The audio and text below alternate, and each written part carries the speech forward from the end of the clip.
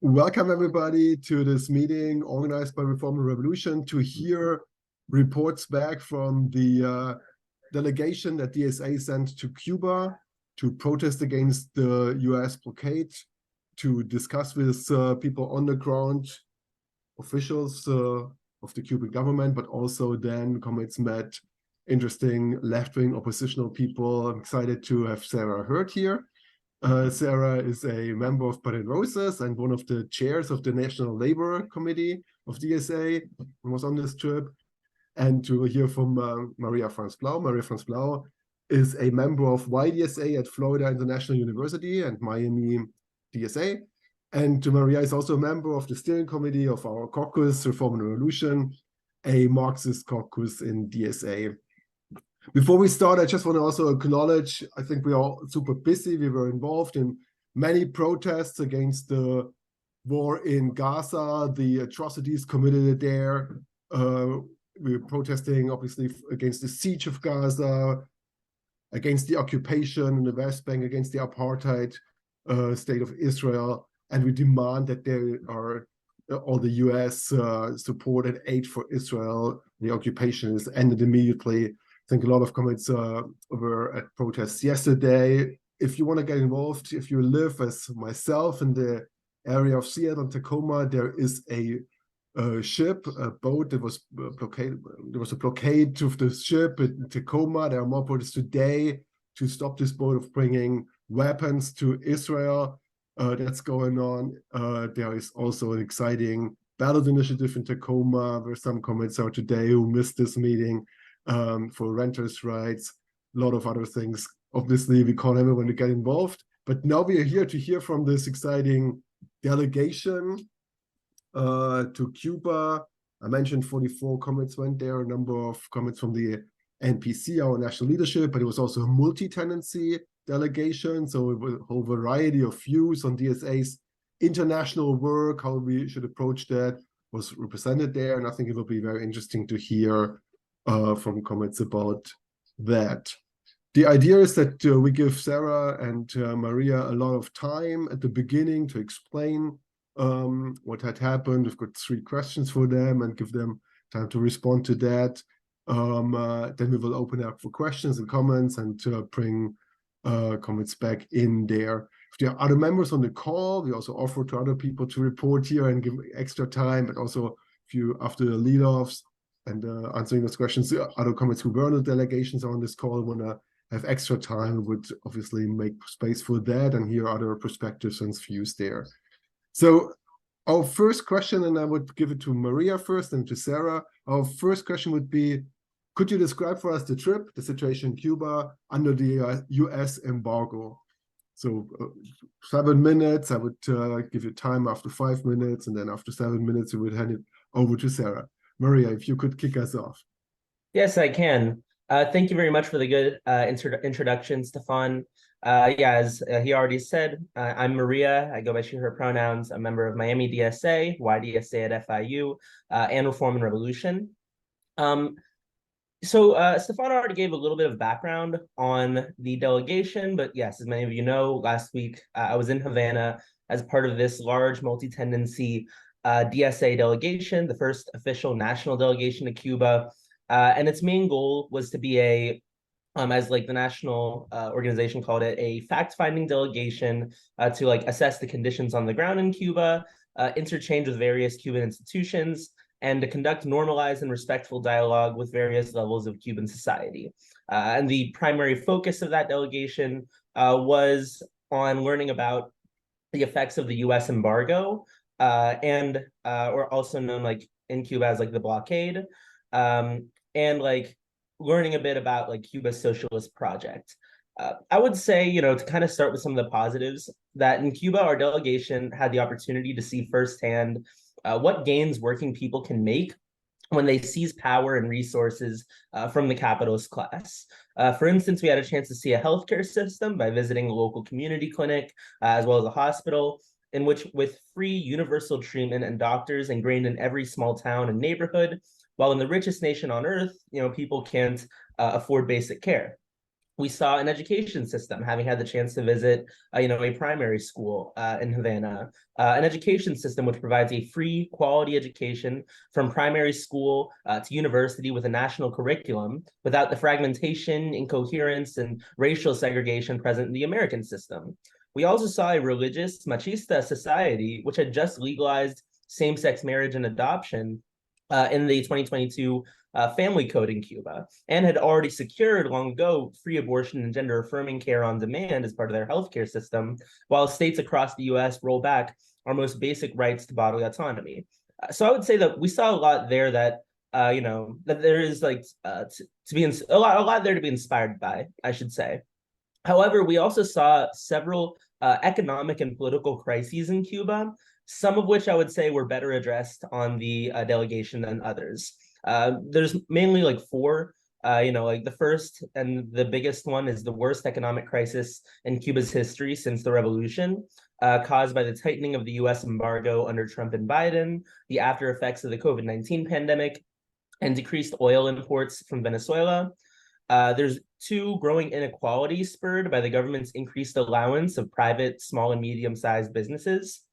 There's a political crisis in which the government, which I would describe as being a very bureaucratic top-down government, where independent critical organizing is severely restricted, is growing increasingly unpopular, and protests become more common on the island.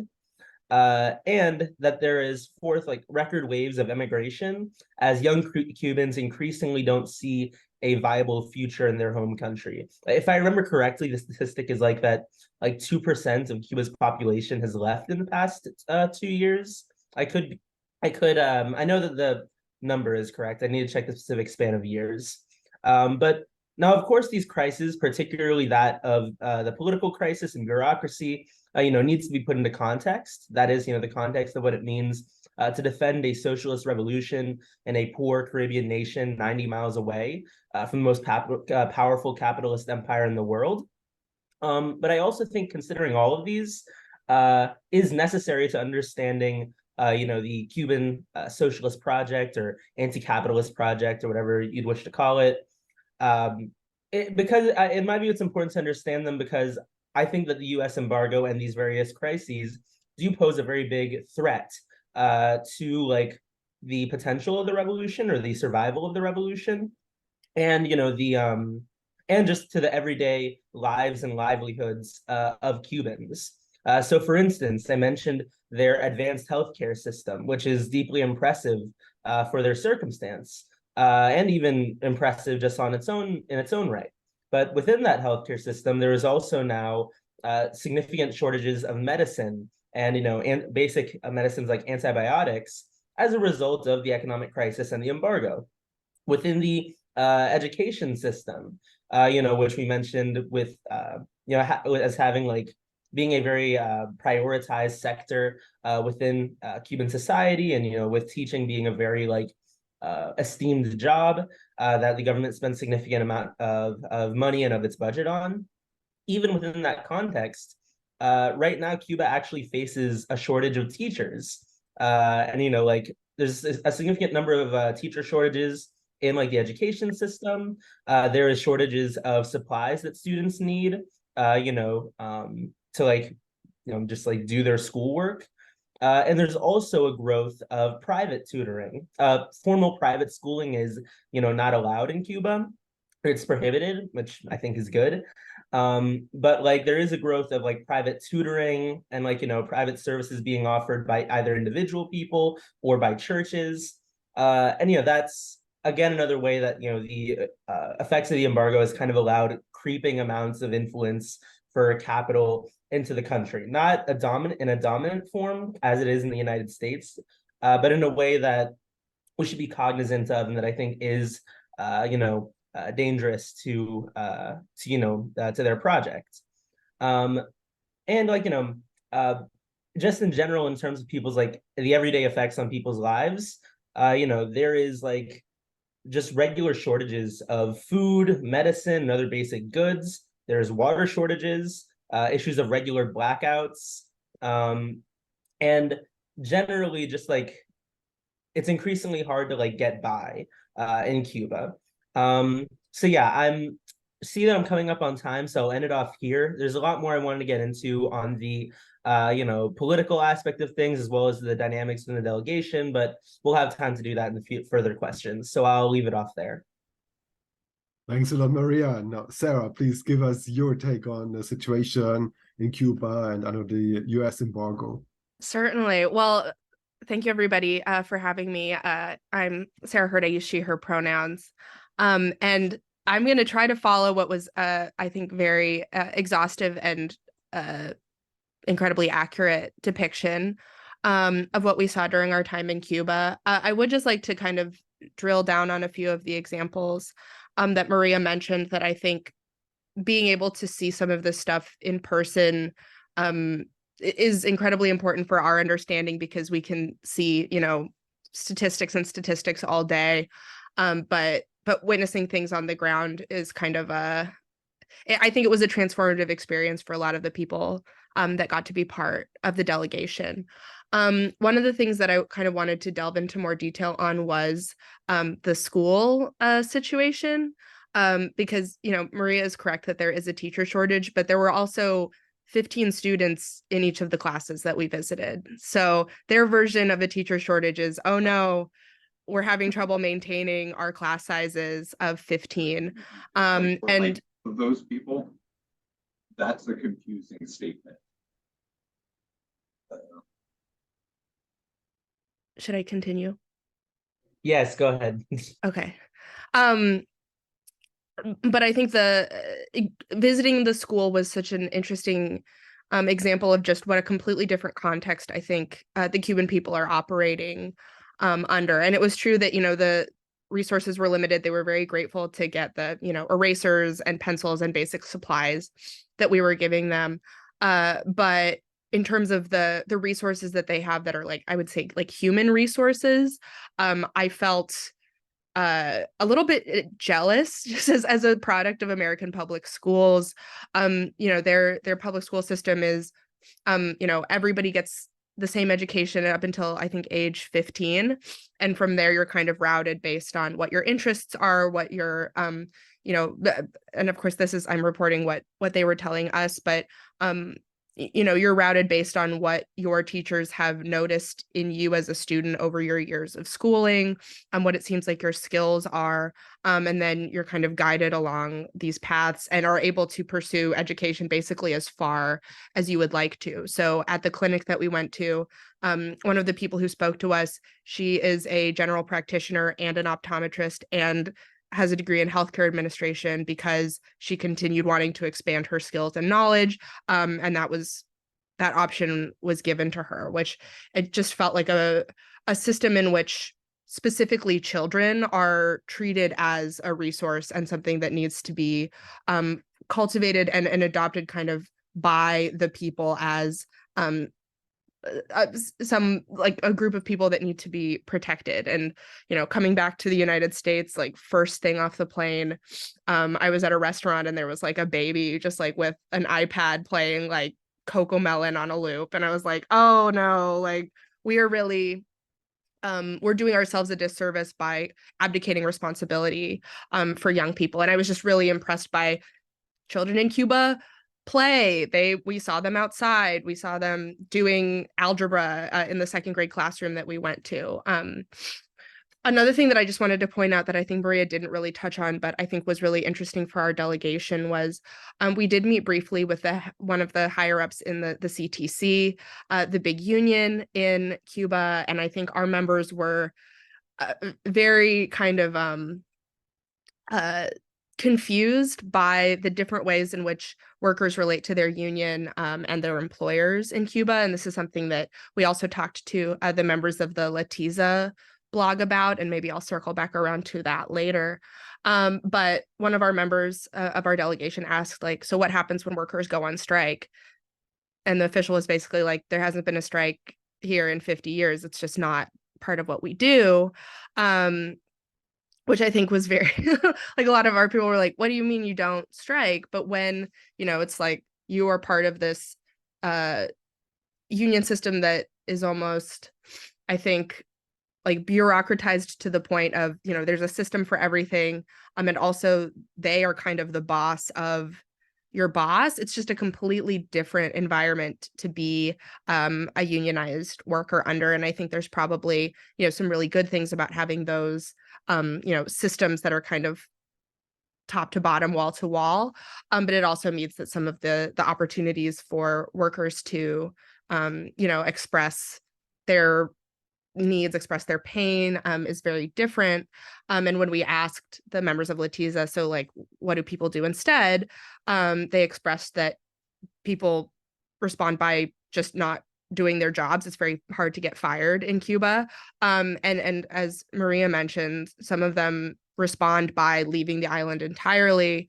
And I think that is a dynamic that is really interesting to examine from our perspective as, Americans that are part of a labor movement that's very much in motion right now. And then another thing that I just kind of wanted to touch on briefly in terms of the healthcare system was the focus on prevention that we saw, that I think, again, Maria did a great job talking about the limitations and the shortages.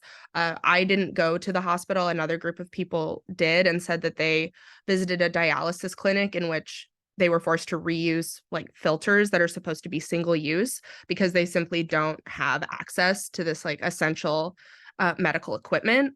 But the focus on preventative medicine rather than having this kind of like, waiting until problems become so serious that there needs to be some sort of extreme intervention and then spending incredibly large amounts of money on issues was something that I think as a person who works in healthcare, it was incredibly refreshing to see that, these ideas that I think a lot of us have had for like, well, wouldn't it be great if you just had a doctor and you knew your doctor and you went to the same person and were able to build a relationship. And then, if you need greater care, you can get kind of slowly escalated up this system of care. Seeing that in practice was incredible. And that made it all the more heartbreaking to see that the system, I think, is under an incredible amount of strain due to the embargo. And I think something that we should try to touch on more as we continue the conversation is that I think definitely the most essential thing to happen in the near future is to lift the embargo, but also the way in which that's executed will have serious ramifications for the people and for the project. And we shouldn't just treat like, our American system entering in as a pure positive.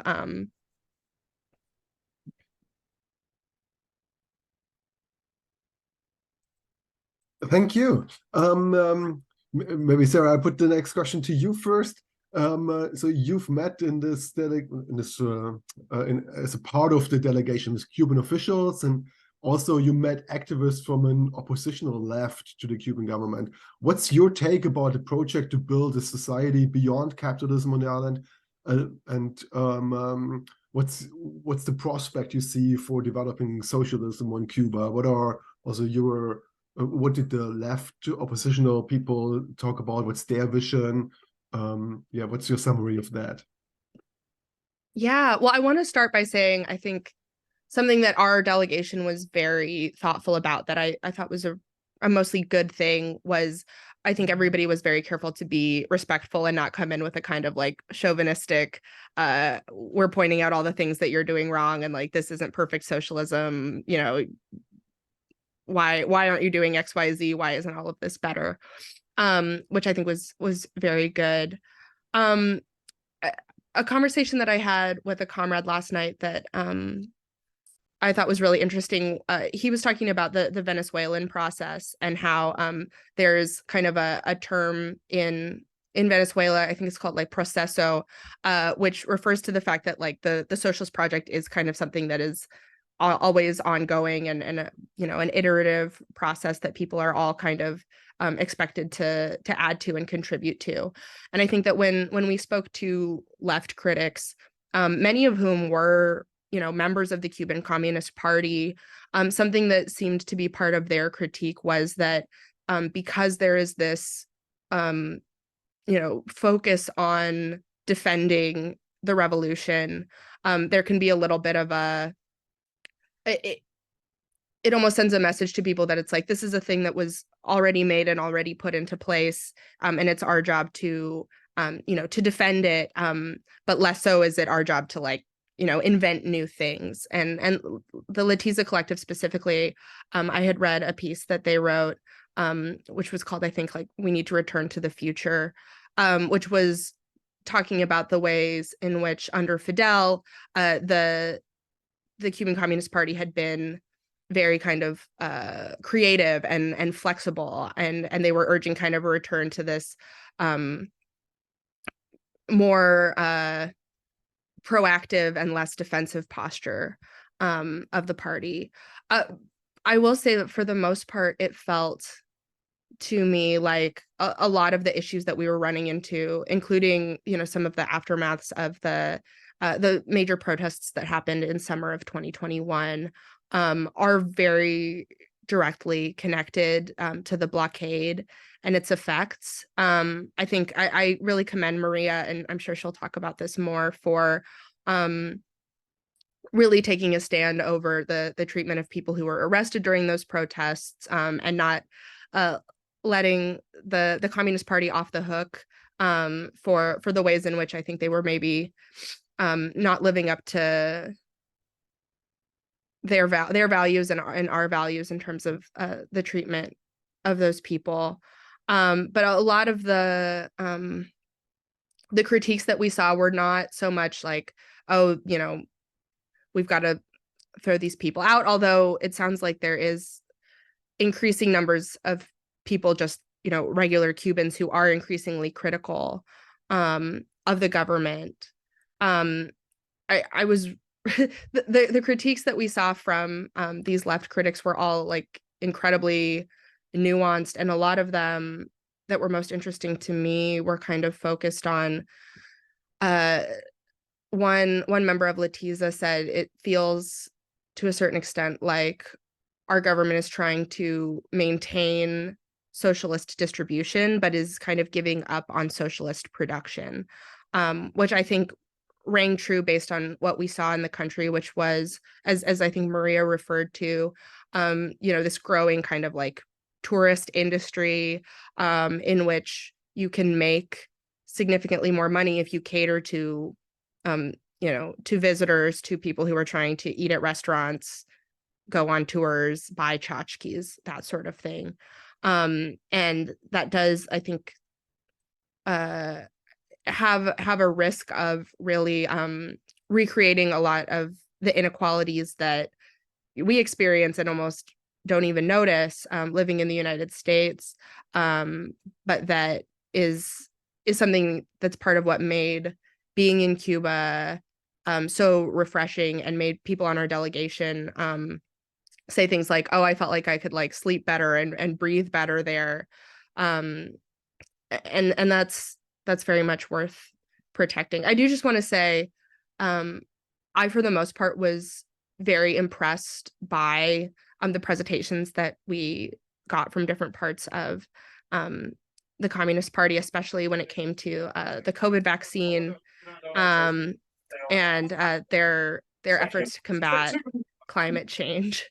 But I think that being able to kind of have our days full of these kind of official presentations, and then after hours meeting with people that I hope Maria will speak more in depth about, because I think I'm almost out of time, was incredibly important. And Maria deserves a lot of credit for doing the legwork of making sure that happened, because had it not, I think we might have not really gotten the full picture of what living in Cuba today is. There was one person that we met with who said, if we had medicine, food, and water, Cuba would be paradise, which I think speaks to what the kind of like root causes of a lot of the social unrest has been, which is like, you need medicine, you need to have consistent access to water and food. And so that's why, there's many questions that will still need to be answered, but the blockade kind of keeps any of those debates from really being able to happen in the right way. I think that's what I got. Thanks a lot, Sarah. Yeah, Maria, please come in on that question as well. Let me hold up. Let me set my 7 minutes. Got it. Yeah, so I would say Sarah touched on a few points that I wanted to raise. Particularly, I'm a little angry that you were able to get to that awesome quote about if the revolution is like a project or an inheritance before I could. But I do think that is a very that is like a very relevant theme, particularly when it comes to dealing with like the Cuban critical left. I would say like a primary issue, or one of the crises that I mentioned earlier within like Cuban socialism, is that I think there's a lack of legitimate, consistent, like regularized avenues for worker control and dissent, whether that be like in like political matters, or like in their average like in their like day-to-day economic or in their day-to-day like lives, like as workers. And when I say like dissent, I'm of course referring to like even within the critical left, within the socialist project, people's ability to like very consistently like I don't know to help to like, contribute to the construction of socialism as opposed to simply defending it. And within the critical left that we met with, or within the various people that we met with, there was a significant amount of diversity. I don't want to portray this as like a kind of uniform block of people, and I don't even think all of them would describe themselves as even oppositional.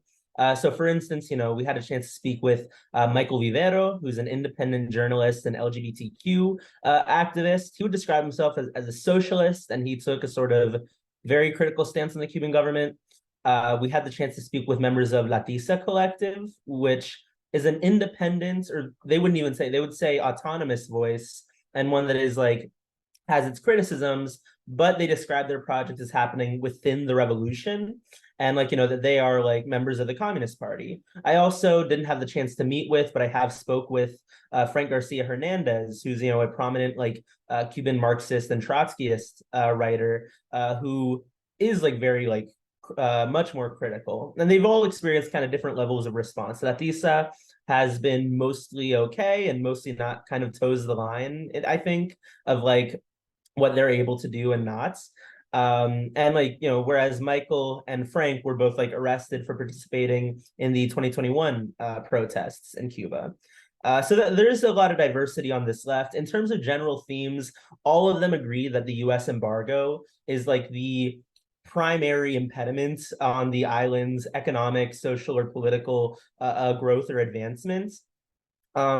Basically, all of them seem to agree that there is like that like they're not calling for an immediate overthrow of the Cuban government or of the Communist Party, because as it currently stands, the critical left is fairly small and marginal, and the most ready oppositional forces in the country are the right reactionary ones, which receive US funding and backing from the US, whereas the critical left does not. And there are like different, I guess, differences in terms of just like the level of criticism of the Cuban government, and also like their degree of like or like how they analyze it within the Cuban system itself. I would describe it as like being a system where the government has the ability to consult and respond to public opinion, and I think has been, to its credit, more dynamic in doing so than many other socialist or like state socialist countries. But there isn't really like a regularized, like consistent way to express dissent or like get your views to be known in the country. Like people, for instance, like during our like days in Cuba, we heard about the system they have in like the National Assembly, how they have a legislature which there are elections for, which in theory sounds great, but it's like there's one candidate per seat for the National Assembly. They get approved by a candidacy commission. They need to get 50% approval at the polls to be elected, and one of them has never lost a race like ever. At the local level, you're able, like municipal and provincial elections, I believe you're able to have like multiple candidates for the same seats. But even then, like parties, organizations, and like critical points of view can't like organize, can't have rallies, organizations, flyers, like can't like organize in a way to actually contest those elections in a very systemic way, meaning that effectively that also ends up being dominated by the sort of dominant views within the Communist Party of Cuba. And that I of course believe that a socialist state needs to be able to defend the gains, or any revolutionary project needs to be able to defend its gains against very real reactionary pressures. But to be able to have like a workers' democracy, at least within the socialist project, there needs to be some level of conversation and debate outside the top rungs of society. And I don't have time to get into every part, but I will just describe one story that we had, at the National Assembly, where I had a chance to ask a question to one of the deputies. So we were at the National Assembly for People's Power, which is the Cuban parliament, and we were speaking to one of a Cuban deputy or member of parliament who was discussing like their government's functions and their 2019 constitution. And I had the chance to ask a challenging question about the 2021 protests. And I said, in 2021, there were mass protests across the whole island of Cuba. This is my quote. While it is true that many on the far right supported these protests and Washington cheered it on, the protests also involved thousands of ordinary Cubans, workers, feminists, socialists, and members of the Communist Party even. Many participants from 2021 remain in prison today. How should Cubans who support the revolution but have criticisms of the government make their voices heard? And the deputy's response, I think, I think demonstrated that there really isn't a very consistent answer to that question. He, of course, spent the majority of his answer talking about the U.S. embargo, like triggering the conditions which brought about the protests, which, of course, is a fair point, but, spent a lot of time on that part. And he basically kind of moved on to say that the people that were being prosecuted weren't being prosecuted like for their ideas, or they weren't being persecuted for their ideas, but for their actions, and basically saying that these people, were committing vandalism, destruction of property, and generally like robbing, and generally like just kind of they had it coming. That's I see my timer came up. I'll wrap up here. That is true of a section of these protesters, and I wouldn't go so far as to say like release every single prisoner or what have you. But it's also not true for a significant number of the people that participated in those protests. A lot of the people that are still imprisoned since those protests, and like even outside of that context, he didn't really have, I think, a good answer to what's proper avenues for dissent or proper avenues for criticism and ideas really really looks like. So yeah, I'll end it there. Thanks a lot, Maria. And I would put the next and last question before we open it up for questions and comments to you, Maria, first, and then to Sarah. So this was a multi-tenancy delegation from DSA. There were 44 people there. What were the dynamics in the delegation? What were the discussions? What does this say about DSA international politics, and how should this be developed, our approach to international questions? So as you mentioned, this is a multi-tenancy delegation, and it's one where basically every major caucus in DSA was represented. There was a handful of people from almost everyone that I could name, people from every region of the country, members of the NPC, socialist electeds. And I would say generally that, the multi-tenancy nature of the delegation, at least in terms of like what we were able to talk about, what we, like the views that we would put forward, that multi-tenancy nature was like respected, I think. For instance, in asking my critical questions or organizing meetings with like critical leftists, I never felt at all, like impeded from that path. I was, even encouraged, to just like do things I would like to do, by organizers of the delegation. And I never really particularly felt like any formal pressure like towards one particular view here. And I think within the delegation, there was a lot of diversity of thought and a lot of diversity of reactions to what we were hearing. There were people that were broadly supportive, but like had some criticisms and were wanting to hear more of a critical perspective. There were also people that generally speaking, I think like kind of like fully backed or fully accepted, just sort of the line we were receiving from the Communist Party officials that we'd speak to, and were less critical in my view. There was also a lot of people kind of in between those different views, and of course people like myself that were the cranks who were critical the whole time. Just kidding, of course, but the idea that we were more actively putting forward that point of view. However, though, while I do think that this multi-tendency nature was respected, at least in terms of what we could say, in our limited time and with our limited capacity, there are still political decisions that get made in just how you structure the delegation. And I do think that they're indicative of some aspects of DSA's international approach that I'm critical of. And I think it's kind of rooted in the idea of when we're on these delegations, are we going primarily as diplomats or as organizers? Those things aren't necessarily fully mutually exclusive, but I do think that you have to emphasize one over the other in your limited amount of time. And in my view, I think we chose the role during this delegation of being diplomats. I think that was indicative, or that was indicated in our, statements that we made, or that DSA made publicly. The idea that we're emphasizing, modeling normalized relations, that we primarily emphasize the unifying message of ending the embargo in our messaging as the kind of main thing that we're talking about. And of course, I, support normalizing relations with Cuba. I also think that ending the embargo should be a primary goal of our, organizing here. And I think it is the main thing that we need to do as U.S. socialists to aid the project in Cuba. But I also think that the current role that we've taken is maybe a bit too passive.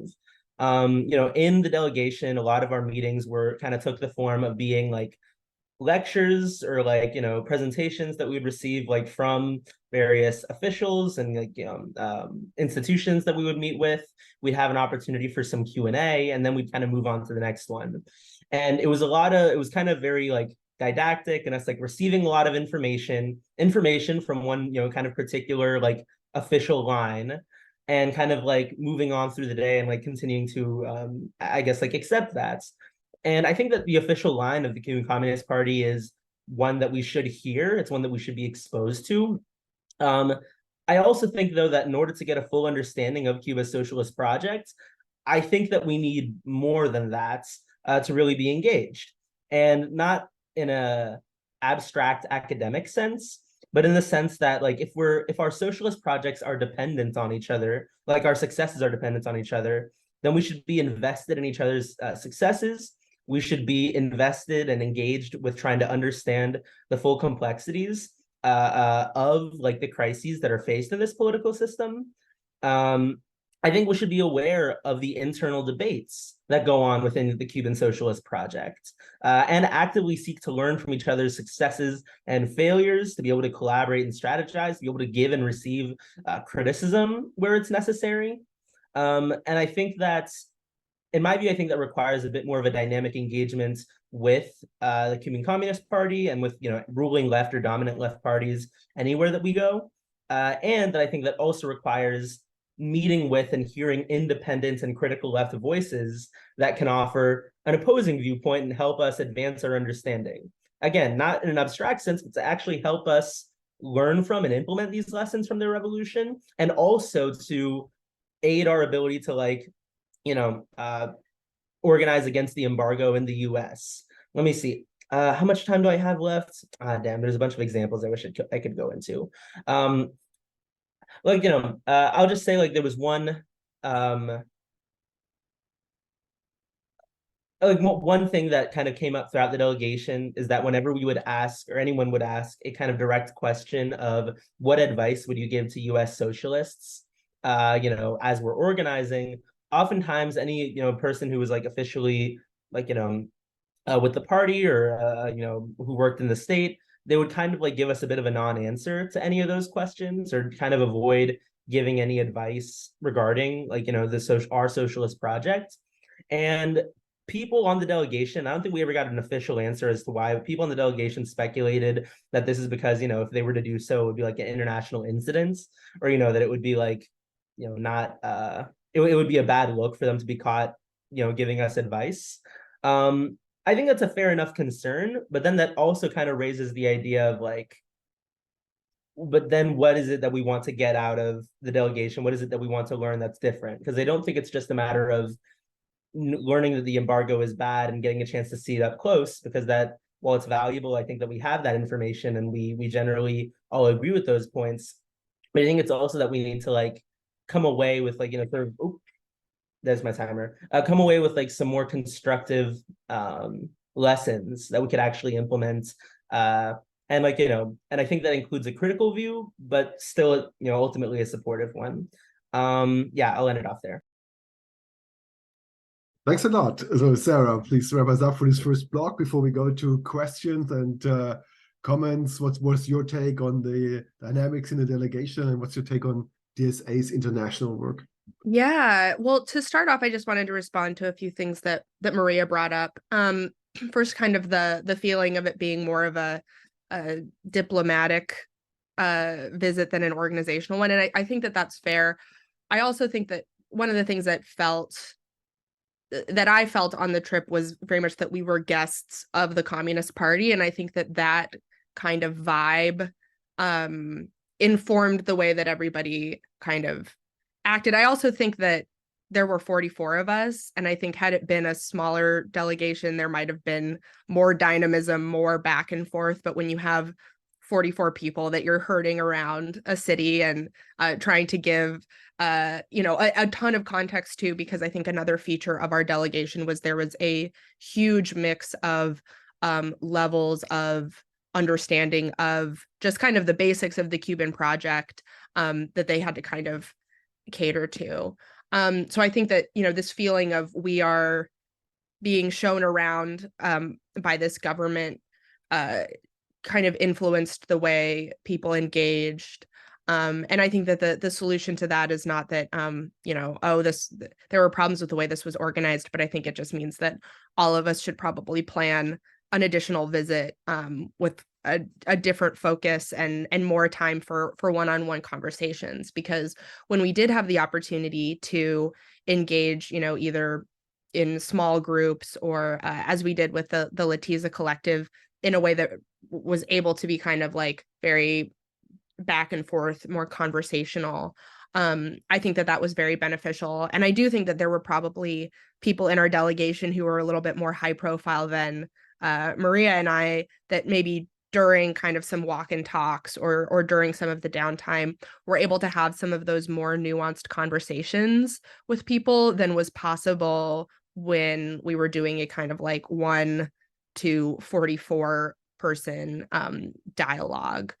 In terms of the dynamics of the people on the trip, like I said, and I don't count myself among one of the people that was like most informed. I read like one book and watched a couple of documentaries, but it did definitely feel like there was kind of a range of some people who were very deeply involved in this work, who had been before and were seeing people that they knew and having conversations that were kind of continuous, and then people who were just excited to be there and very kind of willing to take in things at face value.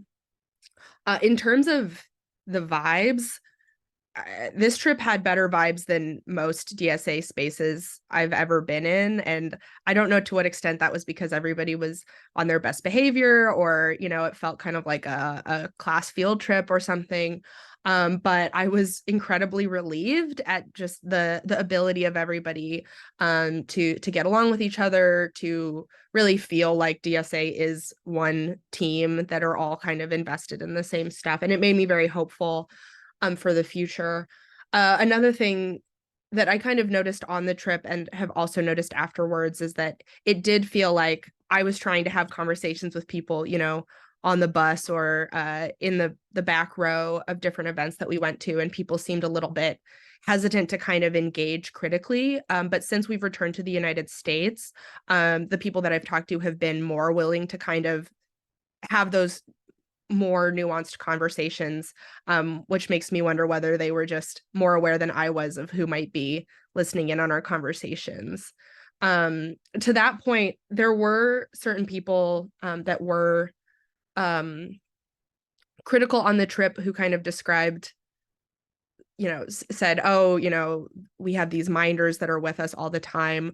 That wasn't really my perception. We did have members of the Communist Party on the bus with us basically all day. But it didn't feel to me as if we were being like surveilled so much as we were being, like I said, we are guests of the Communist Party. They are putting their best foot forward. They are showing us, what the project that they are trying to execute. And it's kind of understandable that would cause it to be formatted in the way that Maria mentioned, where it was like, at times a little bit didactic. And I think due to kind of the fact that everything also was being translated, was kind of like a very kind of mediated experience. But I think that one of the goals, and I think, were I a higher up in the Communist Party, one of my goals for this delegation would be that we want to show 44 American like socialist influencers basically, that Cuba is a project that they should feel invested in and connected to, and then they bring that back and tell all their friends. And then, this is unfortunately, and this is something that I want to just touch on in my last minute, something that's become clear to me since I've been Cuba posting in the past week, is that we as Americans, I think, do hold this really inordinate amount of power in terms of like, we have more ability to influence our government than even, Communist Party members do in Cuba. And also we are so, as a whole populace, not especially informed and not especially engaged in some of these issues. So when I posted about the vote at the UN about lifting the embargo, I got, and if people don't know, the vote was everybody else in the world votes to lift the embargo, the United States and Israel vote to keep it in place. I saw a huge outpouring of questions and concerns from people saying, how can the United States do this? Why do we have this kind of power? And so I think that a big part of our role, as people that are invested in making the Cuban project, the most successful and democratic that it can be, is helping educate our fellow countrymen just about, the similarities to, to the situation in Gaza, in which, we're basically, our government is sleepwalking into like through incredibly destructive and horrifying actions and are complicit in basically like ruining lives in other countries. And the only way that will change is if we start paying attention and do what we can to kind of shift those dynamics. I think that's my time. Thank you so much, Sarah. Thank you so much, Maria. I would open it up first for questions. If you've got a question, please raise your hand or put it in the chat. We can also read out questions. We are recording this meeting. If you, with a question or with a comment later on, do not want to be recorded, please let me know so that we don't publish that. Yeah, any questions?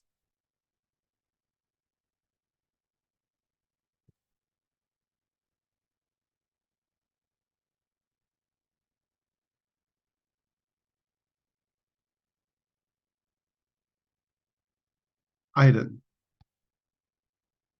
Yeah, I was wondering, you talked a bit about the how like elections work there and like how candidates like that there was just the one for a lot of those for those spots.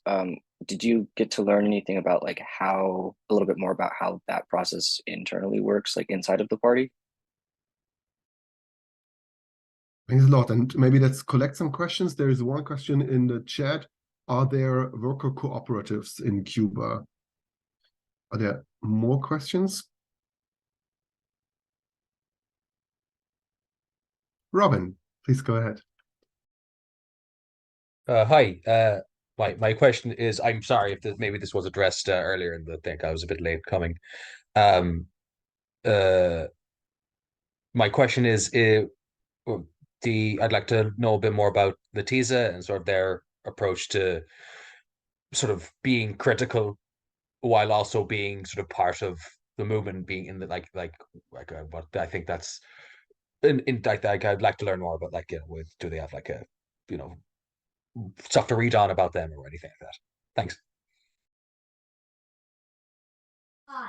Thank you. Any other questions?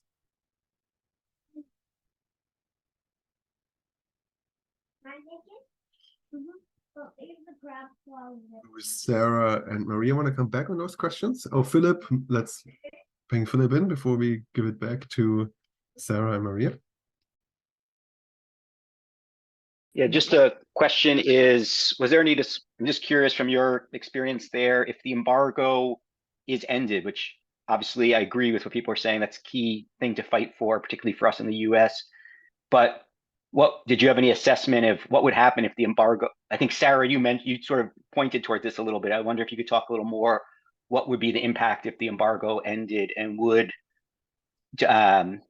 you mentioned there would be some different scenarios. I'd be curious to hear more about that. And also, did you get the sense that if the embargo ended, would the Cuban socialist project be a wild success? Or are there other problems in Cuba that need to be addressed? Before we get back into it, I just want to know, Aiden, would you be able to repeat part of your question, or maybe does one of us remember your part? I was trying to write each one down or write down the notes, but I didn't get yours. Yeah, I was wondering about like the internal process. If you guys learned anything about the internal process of picking candidates like inside of the Cuban Communist Party. Yeah, and Maria, I don't know if when we got the presentation on how the kind of assembly is structured, it was very echoey. And so you might have been able to hear better than I could kind of the intricacies of that. The vibe that I got, though, is that, there are people who become members of the youth wing of the Communist Party very early on in their lives, and kind of, you can join the Communist Party anytime throughout your life, but there are people who kind of get in almost on the ground floor, and then you just kind of are one of the people in the room when some of these selections are being made. But do you have a better sense than I do about how the kind of like official processes work? I would say somewhat, but not fully. I mean, as far as I know, like the actual process of selecting candidates goes to like candidacy commissions that then, they will put forward candidates for the different offices. And, so it does have to go through like an official process that isn't really similar. It's like a primary, and it's not just like anybody who runs. With that said, though, I don't have we didn't really get much information on like what the like specific selection process is, or what that looks like internal to the Communist Party or internal to these candidacy commissions. I could address some of the other questions though as well. So yeah, I would say on the point of La DSA. La DSA, they're like a collective that I believe was started in, I think, like 2017. They're like an online publication that they write on Medium. They write various like articles about like Cuban socialism and the international socialist movement. They would describe themselves as kind of autonomous from the party, but not independent of it, because they still like view themselves as members and people that are part of the Cuban socialist project. So they would in total there's about I think 12 to 13 members of their collective. So they're kind of like the biggest little group on Cuba's critical left or like independent left that like, that we encountered so far. They have like, a niche audience they described it as, but they do have like an audience, and they offer a very nuanced critique of the Communist Party.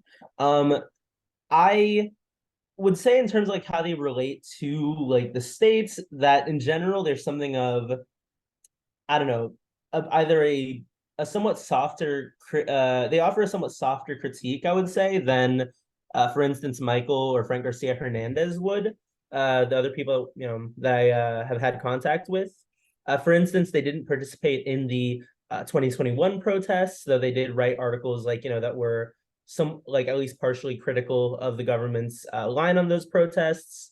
They I don't know, I would say in general they're somewhat like careful with their words, and they also don't like, they don't really engage in like much outward facing public organizing, because they wouldn't really have that as an option. Like there's no like big Latisa meetup that you're going to go to, or a big rally they're going to have. It's mostly like an online written publication, and that seems to be the character of basically most of the critical left organizing that we came across. So that's kind of how I would summarize some of what was going there. And then on Philip's point about like what would happen if the embargo was lifted, I would say it's definitely, I don't know, I just kind of describe it as like at that point it's very much like a jump ball between like kind of all the different like factions within the Communist Party and within like Cuban society, because unlike places like Vietnam and China, there has been like a much slower process of the introduction of private businesses. Private businesses and private property have only really legally been recognized since the passage of the 2019 Constitution in Cuba. And it's in part because internal parts like of Cuba's like party or of the bureaucracy have been like very resistant, consciously resistant towards what they could view as a capitalist restoration in Cuba, whereas others are more like actively supportive of like a more market based idea or more market based economy. And so like those debates don't necessarily play out in public, but they are like very active.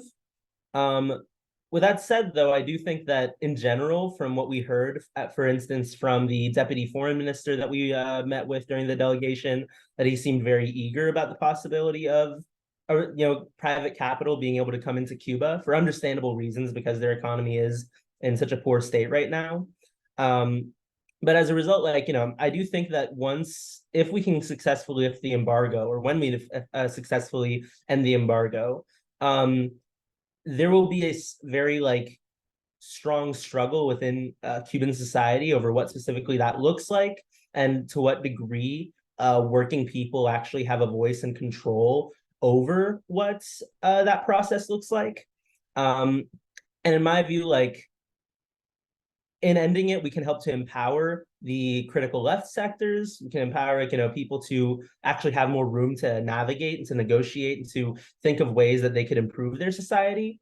But I also think that it'll be important for us to like not view that process uncritically, or just kind of like not recognize that there are wrong ways that it could happen. Because in my view, like, it would be a step backwards if this resulted in like capitalism, being able to reassert itself very strongly in Cuba. And I think that's an active danger that the government needs to negotiate around. Yeah, and I think there's almost it's almost certain that there will be an increase in inequality, even with if there's a rethawing, kind of as what we saw under the Obama administration, where it wasn't that the embargo was lifted, it was just kind of like lightened a little bit, and even that resulted in a tourism industry kind of like growing. And when we went, people preferred to get paid in American dollars, which I think just speaks to how powerful, even under the embargo, the American dollar has this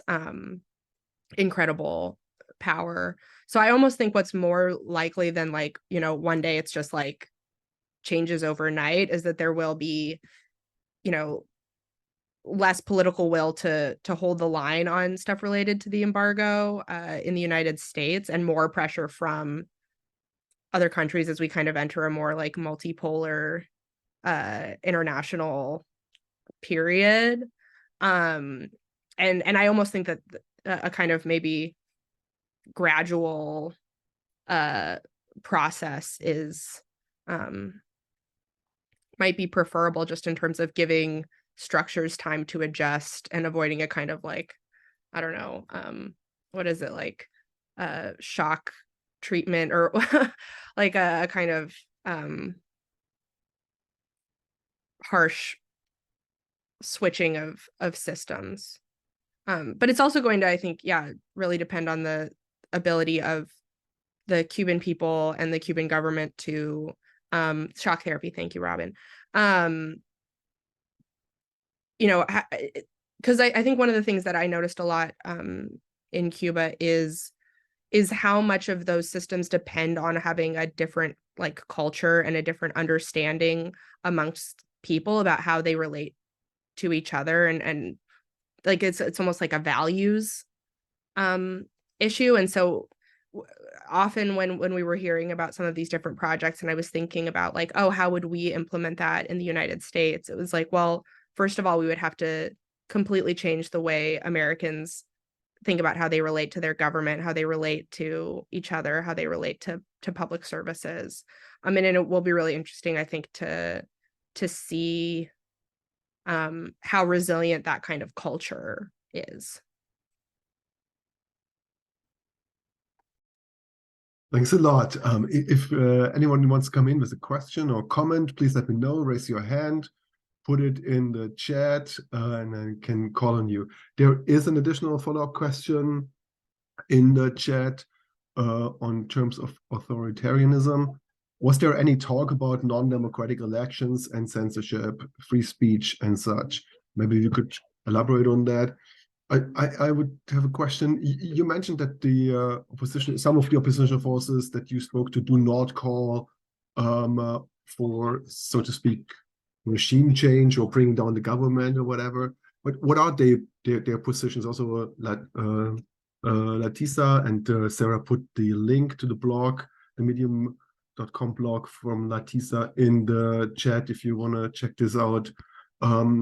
What are their positions? What would need to change immediately? So, for example, with these, you talked about that there are no strikes. What is the position of opposition people about workers organizing, independent unions, the right to go on strike? What about organizing parties and forces, even with the socialist program, but in criticism to the policies of the regime? How would this be expressed? But and also the officials you spoke to, if you ask those questions, what would they argue? Why is there no independent working class organizing in a so-called worker state? And oh yeah, the question of co-ops is also there, and Maria put it in the chat. Any other questions? Any other comments?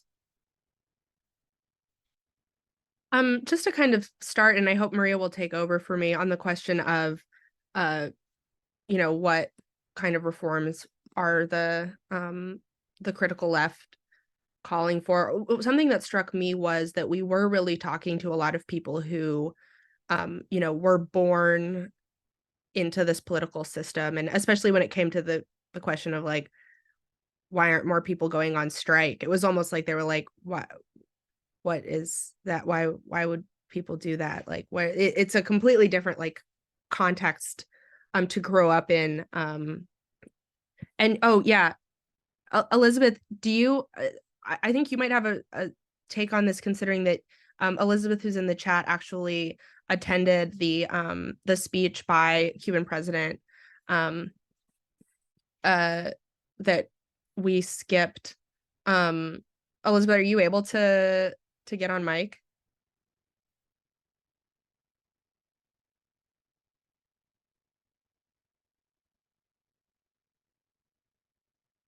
Oh no, too bad. But I think there might have been, he might have touched on some of that in the speech that he gave that we missed. But Elizabeth is bringing up that yeah, Latiza are party members. one CTC member told us that strikes are protected but don't happen in practice, but it was mistranslated as demonstration is protected, which was an interesting thing that we had a translator who certain people in our group felt was maybe taking some liberties in how he translated certain things.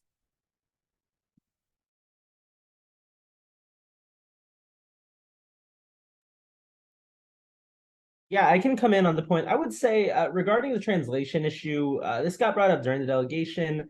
I'm not sure if it makes a tremendous difference in like that particular part of like the issue on strikes, just because like whether she said like demonstrations are protected but don't happen, or strikes, and I believe that this word she used in Spanish was like the word for like strikes. As far as I can tell, I don't believe a protection for strikes appears in the 2019 Constitution.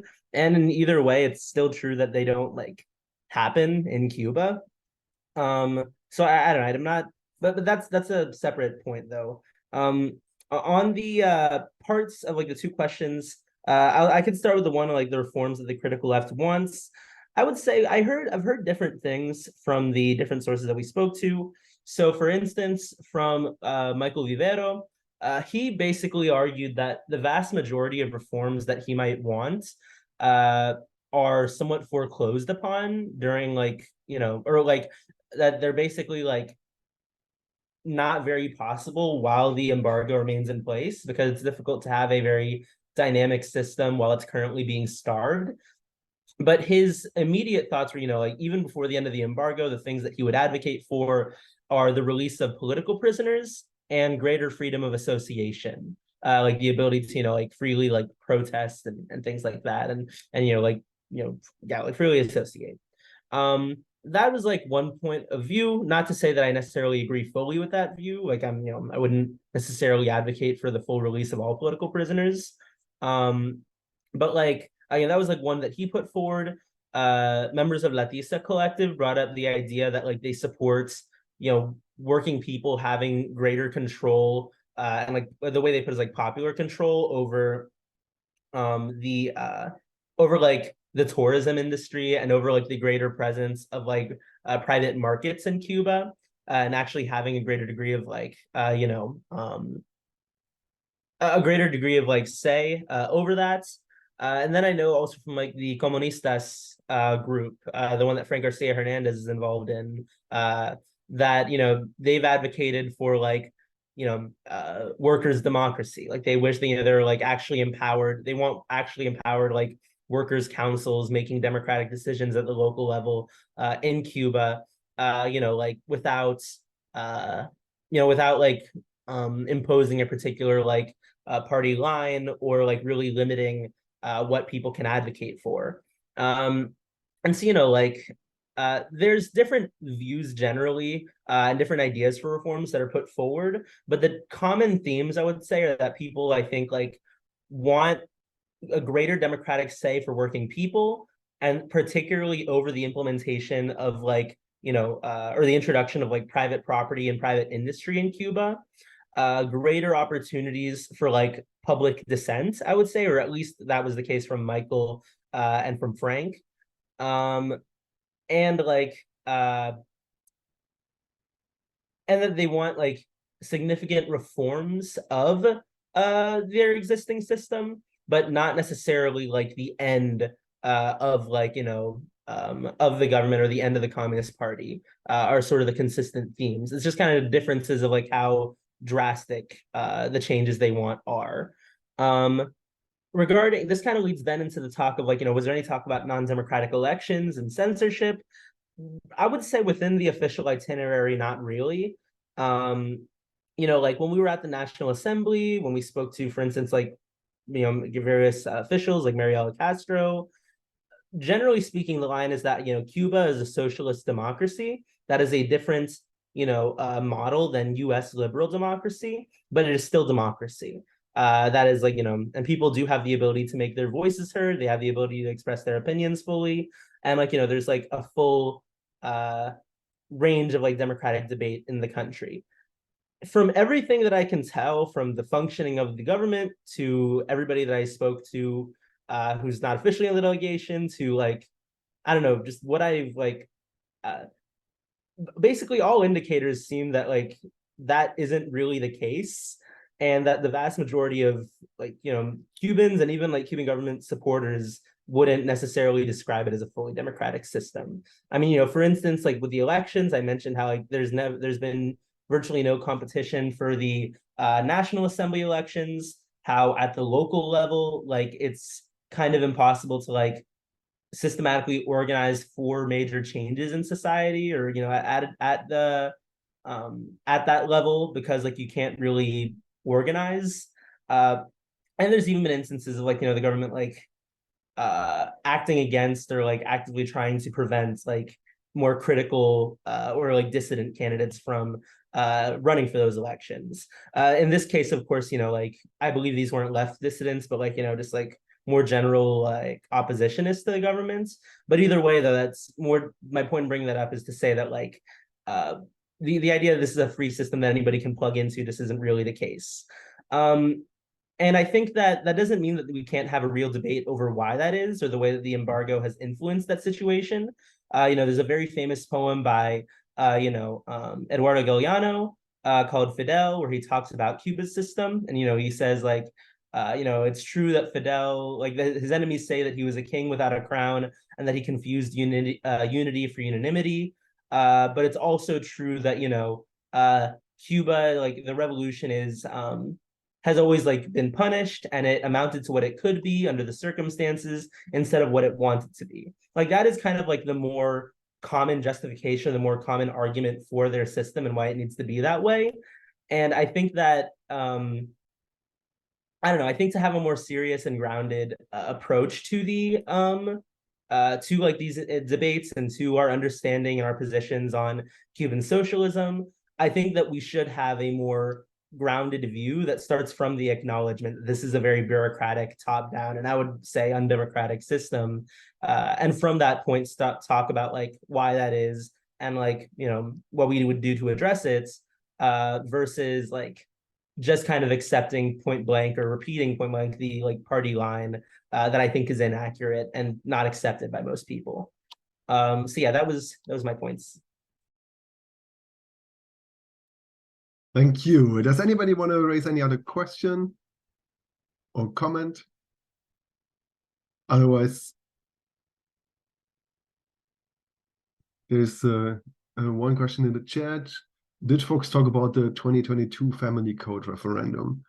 So maybe we give this just to the round of sum ups. To ask Sarah, please address anything that you want to address from the previous question or discussions. But what do you think? What should change in Cuba? And then, most importantly, to sum this up, this discussion, what do you think that socialists globally and especially in the US should do to defend the achievements of the revolution in Cuba and support the project of fighting towards socialism in Cuba and beyond? Yeah, I mean, I think as Americans, it's probably more our lane to focus on what we can do and what the global community can do.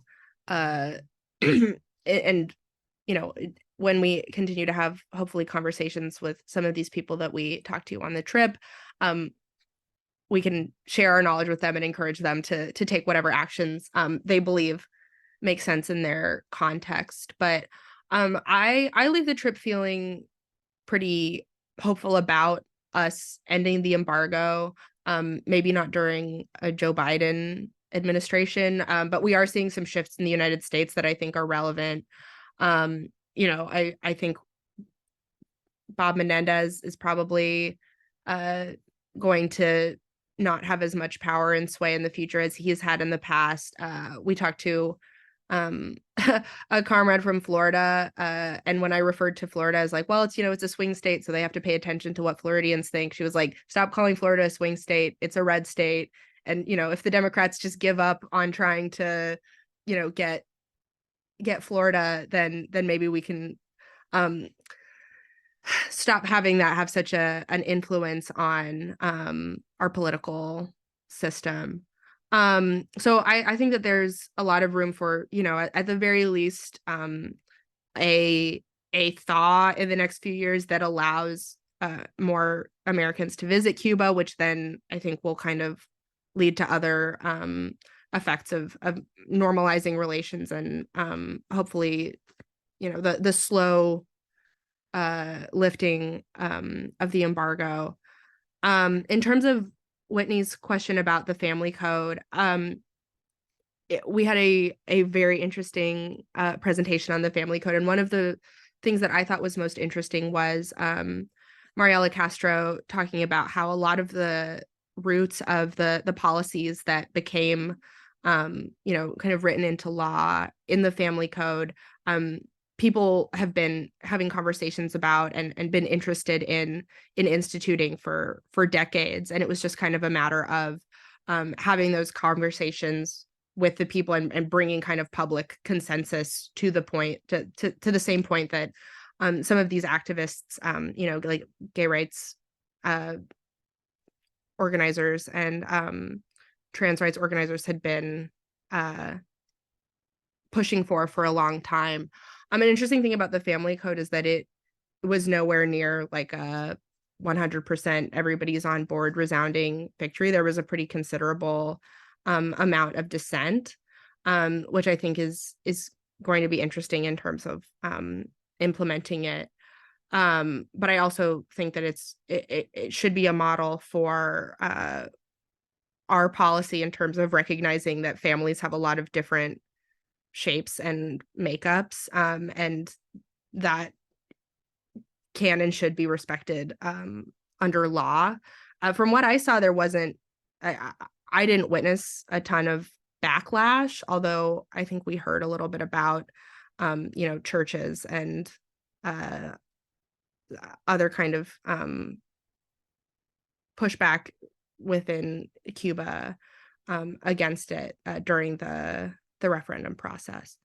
But yeah, just to put my final thoughts out there, I think DSA is really well positioned to push for the end of the embargo. And there's been a lot of great conversations coming out of this trip about future trips that people can take and actions that we can do. And so I think part of the point of this, having a delegation that had a lot of different people in it and a lot of different perspectives, was it shows that there is kind of a consensus from a lot of different sides of DSA that no matter what we want for the future of Cuba and relations with the United States, lifting the embargo is the most actionable item that we can focus on. And I'm excited to kind of continue pushing that work forward and having those conversations. Thanks a lot, Maria. Same question to you. What would you like to see on Cuba, and what's the job of socialists internationally and especially in the US? How much time do I have? Maybe 5 minutes. Gotcha. So I would say that I think there's broad agreement that our primary task in the US is to end the embargo, full stop. Basically every other major debate that happens within Cuban society, every other struggle that needs to be waged, it's very difficult to do that in a situation where your government and where your society is being starved. And you need to be able to, if we can end the embargo, I believe we give the country a lot more wiggle room in all aspects, politically especially, to be able to start imagining what steps forward look like for the Cuban Socialist Project and for their revolution.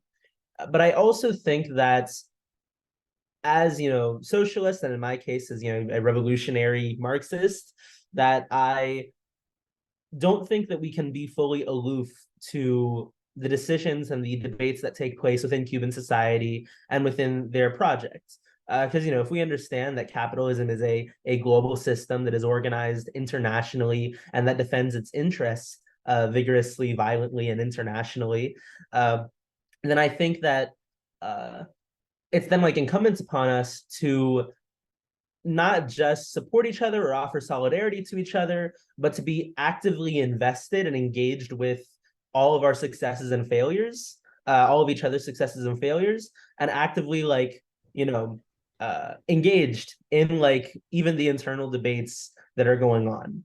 I'll say, I don't have the blueprint to quote unquote fix Cuba or what have you. I know at least, to end the embargo, but like, I don't want to come in and impose a particular view. I definitely think that, I do think that when it comes down to the particulars, that is a decision that'll be made within Cuban society.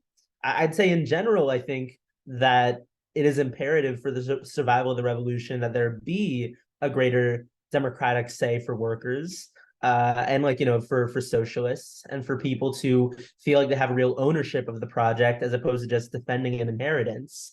But in terms of what that specifically looks like, I can theorize, I can think, but in the end, I'm not there, and there's a lot that'll need to be decided. My view, though, is that I think that part of DSA's role should be trying to engage with both the official, the leaders of the party and members of the autonomous and independent and critical left, trying to gain as comprehensive an understanding of Cuban society and ideas as possible, trying to give and receive criticism, ideas, constructive debates, and really try to be in full conversation with our comrades in Cuba, and to kind of have and to mention like having pardon, I had one other point. Constructive debates, something. Oh, pardon, lost my train of thought really quick.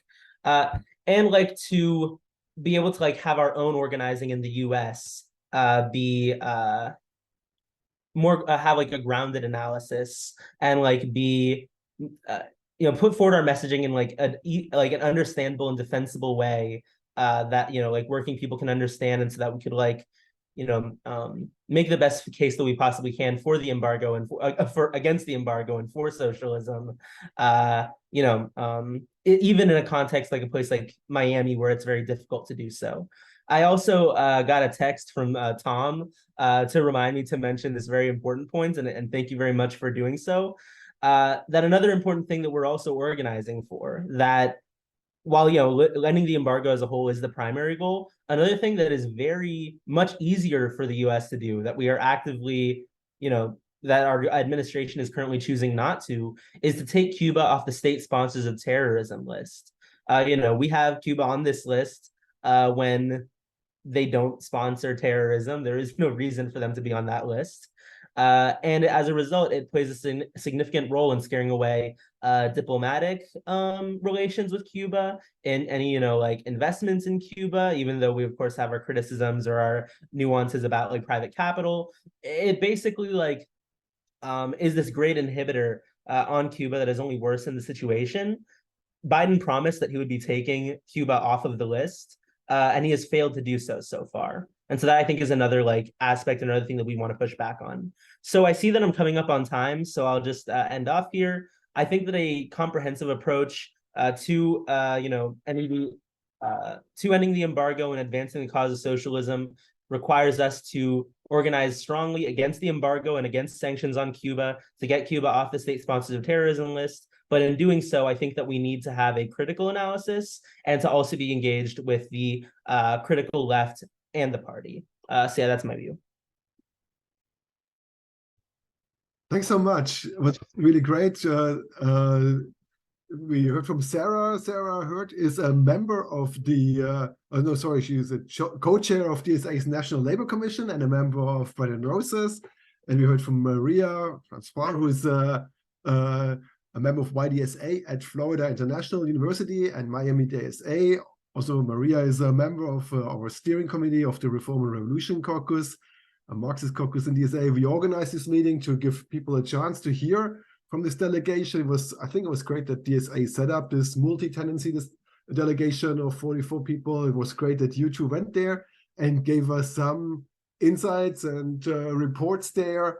We will post this on our website, reformandrevolution.org, in audio and video to listen to it again or watch it or promote it, that other people can see it and get a bit of insight on what happened with this delegation and the debates around it. And obviously, this is a lively discussion of socialists in the US and much beyond socialists internationally about Cuba and their prospects for the Cuban Revolution. Thank you Thanks so everybody much. for being here. Yeah, please look out on our website and our emails, whatever, if we organize future meetings like this. Thanks a lot.